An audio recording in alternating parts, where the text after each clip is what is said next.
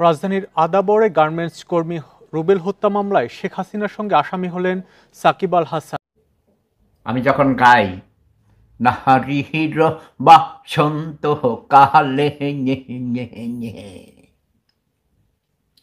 মুখে মুস্কি হাসি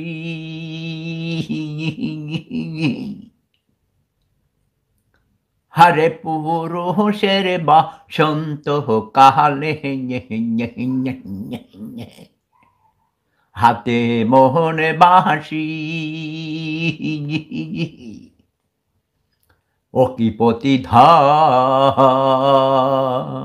প্রাণ বাঁচে না জৈবন গো জ্বালাহে মোহরি। তখন সেপুদার বিরুদ্ধে কারো মামলা হয় নাই। আমি তো এটা একেবারে আমার কমপক্ষে